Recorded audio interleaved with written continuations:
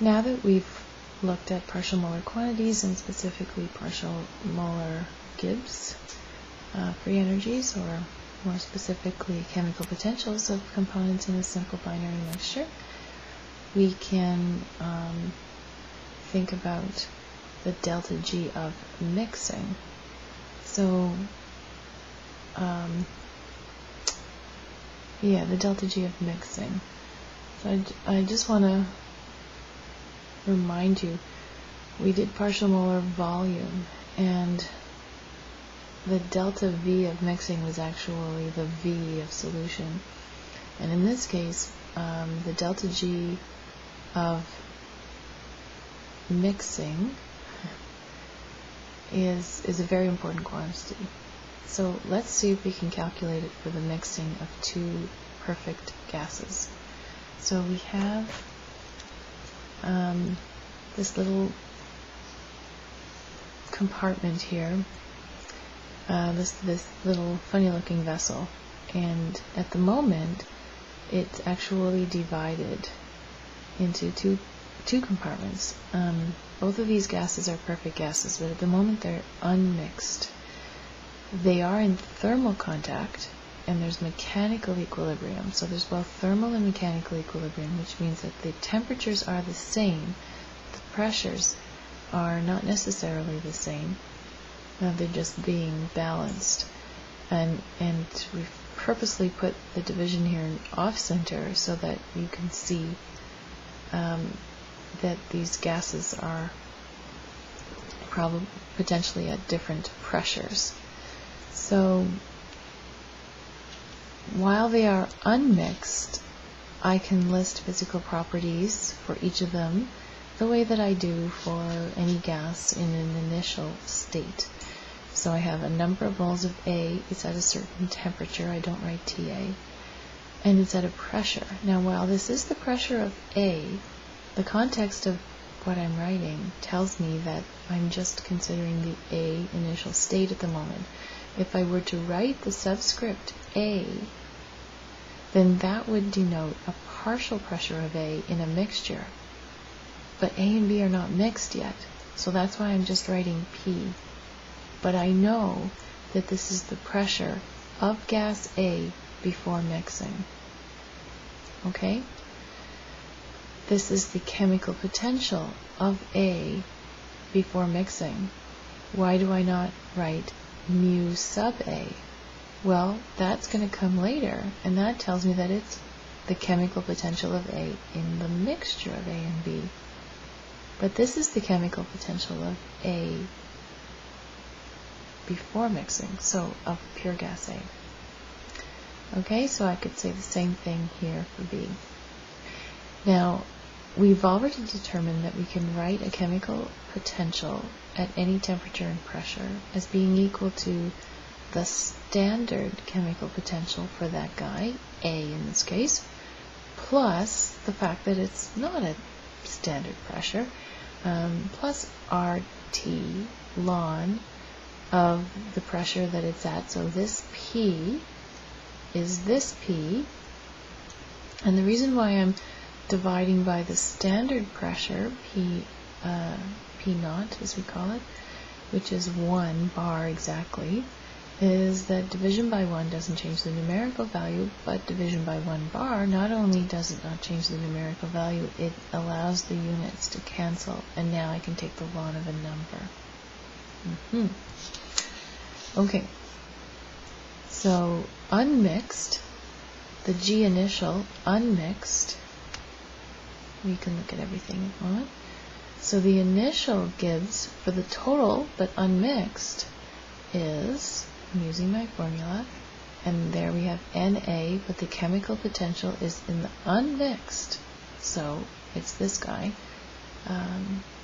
the standard plus RT ln of P, where again that P, I can still see it in view, is the initial pressure of A. And continue. Now let's actually pull that barrier that was separating it and let them mix. So now in their final state they are mixed. And you compare these two equations, they look awfully similar. The only difference is this. This is a different pressure. This is a partial pressure of A in the mixture, whereas this was the initial pressure of A unmixed. And final minus initial, I've spared you the expansion of the equation and then the tidying up. So final minus initial is in fact the change on mixing. And that is equal to NA RT ln of, because it's the ln of this guy minus the ln of this one, which is the same as the ln of the ratio. And so that's the ln of the partial pressure of A in the mixed mixture divided by the initial pressure of A as a pure substance unmixed. And the same thing for B. So this is a formula that you can use in questions. And in fact, I have a question here. So pause and take that down. I have a question here coming up. So let's scoot down. What are the other properties of mixing that we should be able to handle here? Well, for two perfect gases, there should be no forces of attraction, and so no enthalpy whatsoever. And this is really like an isothermal process for a perfect gas, right? It's done at a constant temperature. So I know that delta U and delta H should be 0. And so delta H of mixing is 0. So when I mix these gases, in other words, when I pull that barrier up, and I'm touching that container, I shouldn't feel it getting cold or warm at all. And so delta H of mixing is equal to 0. And then I'm wondering what delta S is. So let's write down the equation. Delta G is always equal to delta H minus T delta S. But if my enthalpy change is 0, that term falls out and I have the free energy equal to minus T delta S. And I know the temperature. And I have a formula for delta G. So if I take that formula back and divide through by temperature, I'm going to have the formula for delta S. So let me just throw it back on here for a second, and you'll see how close it is. See that? So if I divide through by temperature, that comes out, and that comes out, and then I have the formula for delta mix S. Okay? But if I've already found the numerical value for delta G, I would just divide through by, well, I would take the negative and then divide through by temperature. Okay. The free energy has to be 0 for spontaneous, or sorry, not 0, but less than 0 or negative for spontaneous. And so I'm losing my train of thought here. It's getting tired. And for mixing two gases, two perfect gases, to any gases, even real gases, they're always spontaneous processes to mix gases. And so delta G has to come out negative. If it doesn't, check your work. Likewise, it should be getting more disordered, always. And so if delta G is negative, I do take the negative of that divided by T, so your delta S is going to be positive. And in fact, what happens is that they're kind of mirror images of each other on this plot. This is kind of a neat plot because if I take my value for delta G and actually divide by nRT, I'm left with a unitless number. And when I take delta S and divide by nR, I'm left with a unitless number. And delta H is 0. That's a delta H written there on the 0 line.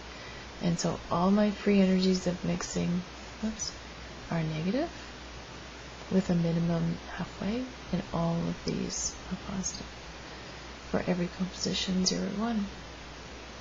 So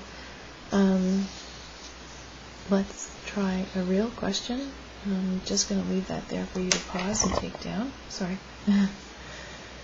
And we have a compartment divided into, a vessel divided into two compartments, housing hydrogen and nitrogen, 3 moles of hydrogen, 1 mole of nitrogen.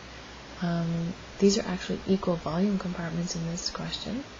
They're both at 298.15 Kelvin, And the question is asking us to find delta G, H, and S of mixing. So use the formulas on what we've just done. And remember, when we pull this up, then the initial P of H should drop by 2, because now it's double the volume isothermally. And whatever we had as the initial pressure of N2, that's going to half as well.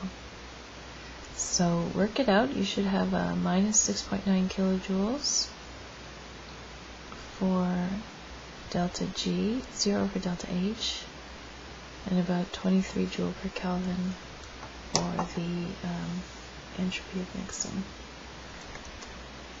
Alright, good.